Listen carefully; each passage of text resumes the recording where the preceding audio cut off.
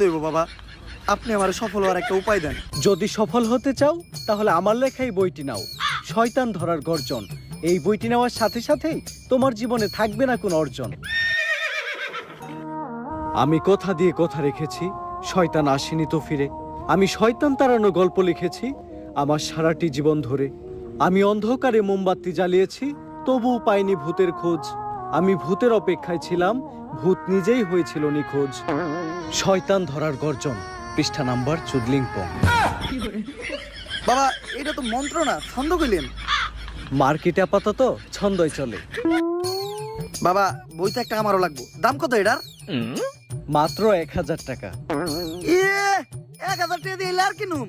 1000 টাকা হাতে নিয়ে ভূতের ডাক দিলে ভূত নিজেই চাল চলে পড়বো। 1000 টাকা দিয়ে বইয়ের দাম, এই বইয়ের বিশেষত্ব কি? এই বইটা আমি আমার নিজ হাতে লিখেছি। দেখি। হাতের লেখা এত খারাপ? দেখি এই বইয়ের প্রথম পৃষ্ঠায় কি লেখা? মানুষকে ভোদাই বানানোর 100টি উপায়। 1000 টাকা দিয়ে 120টার এই বইটি নেন আর ঠাস করে ভোদাই হয়ে যান। এখন সফল হইতে গেলে তো এই বইটা লাগবেই, তো এই বইটা আমি নিয়ে গেলাম। বইয়ের টাকাটা? ওইটা আমি হোয়াটসঅ্যাপে পাঠাই দিব। গুরু, আজকের থেকে আপনার লেখা এই বইটা পইরাই আমার শয়তান ধরার যাত্রা করলাম শুরু। শয়তান ধরার গর্জন, পৃষ্ঠা নাম্বার চুদলিং।